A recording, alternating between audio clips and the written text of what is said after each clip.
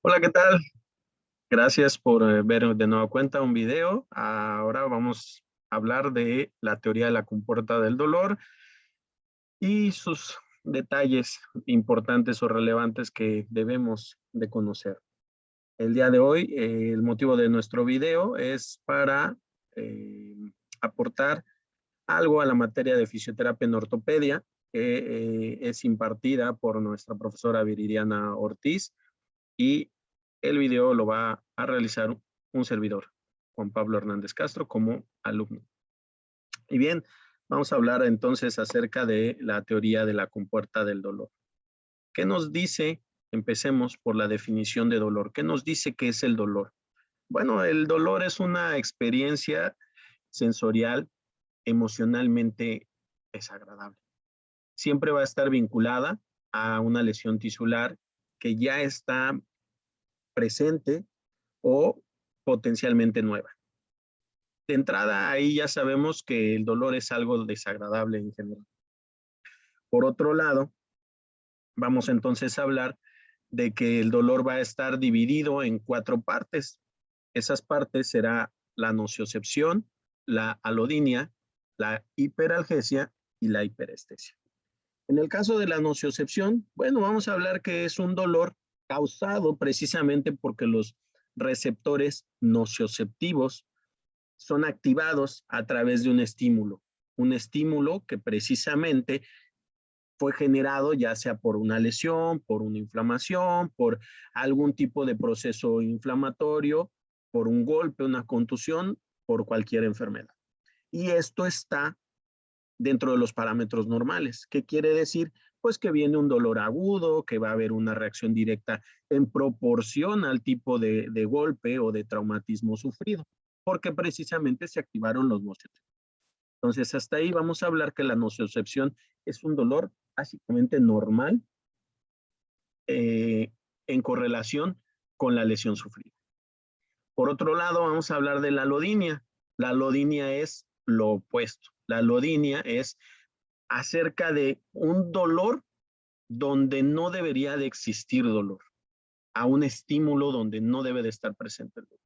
Como ejemplo podemos tener que nosotros en un estado normal de salud vamos a percibir el roce de la ropa, el roce de las sábanas, el roce del aire, el tacto o una caricia sin dolor. En cambio, las personas con alodinia, a todas estas sensaciones o interacciones no dolorosas, sí van a percibir dolor. Eso es la alodinia, percibir dolor con experiencias donde no debería de haberlas. Por otro lado, vamos a tener entonces la hiperalgesia. ¿Qué quiere decir? Que la hiperalgesia va a ser un aumento a la sensibilidad o a la percepción dolorosa. La hiperestesia es una disminución directamente sobre del dolor, que quiere decir que entonces no vamos a sentir el dolor que deberíamos de percibir. Y eso también es preocupante. No debe de ser ni más ni menos. Debe de ser como la nociocepción, debe de ser equilibrado, pero vamos a presentar cualquiera de estas 4 formas según sea el caso de cada paciente. Por otro lado, vamos a tener una clasificación en 3. Una clasificación somática, una clasificación visceral y una clasificación neuropática. En la parte somática, vamos a hablar de límites precisos asociados directamente a un dolor agudo. Entonces, podemos decir que el dolor somático va a estar relacionado directamente con el traumatismo sufrido y que nos está causando ese dolor agudo. En la parte visceral, entonces vamos a hablar que es un dolor un poco más difuso, no hay límites específicos y son más imprecisos.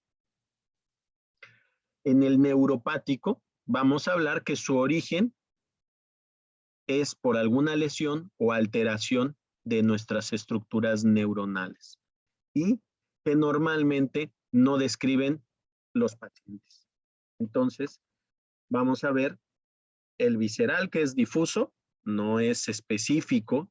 El somático, que sí va a ser específico porque se asocia al traumatismo, y el neuropático, donde nuestro paciente no lo puede describir porque está afectando a nivel neuronal a nosotros. Por otro lado, entonces vamos a ver que en esta parte de la teoría de la compuerta del dolor vamos a encontrar vías de dolor, sí, pero también vamos a hacer un paréntesis aquí. ¿Para qué? Para explicar un poco, a grandes rasgos, la teoría de la compuerta del dolor. ¿Qué nos dice específicamente la teoría de la compuerta del dolor? Bueno, esta teoría nos habla que es la estimulación directa de la piel que provoca un estímulo nervioso en el cual se transmite a través de 3 estructuras específicas. Esas 3 estructuras son dentro de la médula espinal, como lo vemos aquí en las vías de dolor. Entonces vamos a tener que hay una sustancia gelatinosa dentro del asta dorsal, vamos a tener fibras dorsales y vamos a tener una célula transmisora o como le llamaremos una célula T. ¿Y qué va a pasar? En este caso, las células de sustancia gelatinosa van a funcionar como un modulador o un regulador de los distintos patrones aferentes antes de llegar a las células T o células de transmisión. Bien, entonces aquí estos distintos patrones son estímulos capaces de activar de manera selecta procesos cerebrales y estos procesos van a activar la compuerta del dolor. Por otro lado, vamos a ver las diferentes formas. La transducción, como hablábamos de vías de dolor, vamos a ver la transducción, vamos a ver la transmisión, vamos a ver la modulación y vamos a hablar la percepción. Entonces, en la transducción podemos decir que se va a iniciar a nivel de los nocioceptores en los órganos periféricos. Estos van a transformar cualquier estímulo en un impulso nervioso transmitido como dolor. Lo que hablábamos hace un rato acerca de que cualquier punto de equilibrio a través de los nocioceptores nos van a referir un dolor directamente proporcional en base a lo que estamos cursando de recibir la información. La transmisión. En el caso de la transmisión, vamos a ver que viaja a través de 2 fibras. Estos 2 tipos de fibras son neuronas pseudo unipolares, que son fibras A delta, son fibras rápidas. Estas fibras se van a encargar de transmitir un dolor agudo y bien definido. Por otro lado, vamos a tener fibras gruesas. Estas fibras gruesas son amielínicas y se encargan del dolor crónico. Entonces, vamos a tener también una modulación. Dentro de la modulación nos vamos a encontrar con que hay somas y estos somas son de las vías inhibitorias. Van a ir de manera descendente y son capaces de modular o bien hasta de inhibir el dolor de una persona al momento de lo que va a hacer. Por otro lado, vamos a tener la percepción. La percepción es la duración, la intensidad y el efecto que puede ser continuo o permanente del dolor. Entonces, aquí lo vemos en la imagen de la pantalla de la diapositiva. Vemos que tenemos la transducción cuando tenemos la recepción del traumatismo, ya sea por un impacto de un martillo, por una quemadura, inmediatamente comienza al recibirlo, lo transmite, después lo modula y al final se percibe como debe de ser, ya sea por duración, por intensidad, por cualidad, etcétera. Estas van a ser nuestras 4 vías del dolor. Ahora vamos a hablar sobre todo de la parte de los principios en los que se va a basar el dolor.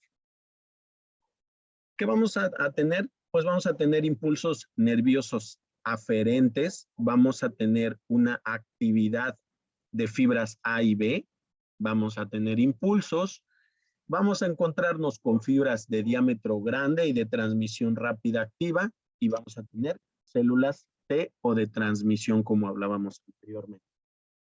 Los impulsos nerviosos aferentes, en este caso, van a estar modulados por un sistema de la compuerta, el cual va a estar situado en las astas posteriores de la médula espinal.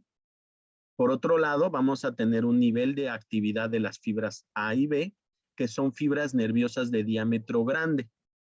En este caso, son las que se encargan de inhibir la transmisión y de cerrar la compuerta, y las fibras A delta y C son fibras pequeñas que van a facilitar la transmisión y en este caso van a abrir la compuerta. Por otro lado, vamos a tener impulsos. Estos impulsos son descendentes de la corteza cerebral. Luego vamos a encontrarnos con fibras de diámetro grande y la transmisión rápida y activa.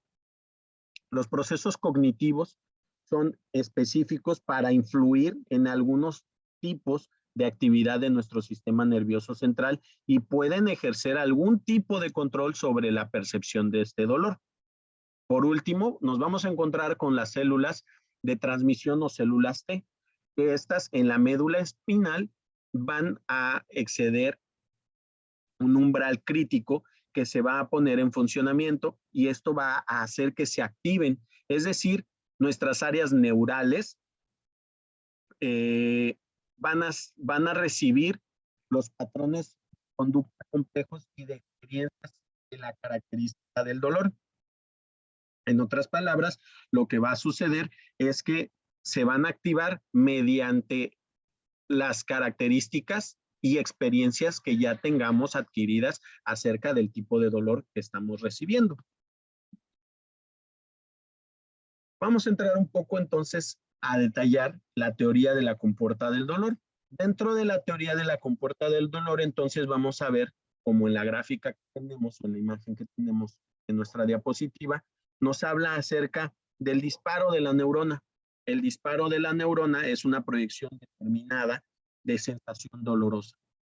Percibe el dolor, inmediatamente la interneurona, entonces inhibe o disminuye las posibilidades. En este caso, la inhibitoria, como lo vemos aquí, está en color azul y de ahí la neurona de proyección se dispara. El estímulo de las fibras C que inhibe indirectamente a la interneurona produce dolor. Una vez que se produce entonces este dolor, la inhibición representada en color azul, como lo vemos aquí, y el estímulo es lo amarillo. Entonces, el estímulo al estar en color amarillo, vamos a ver que son los rayitos, los relámpagos que están ejemplificados en nuestra imagen. ¿Qué sucede? Se activa la neurona, incrementa los relámpagos o los rayos y la activación se reduce.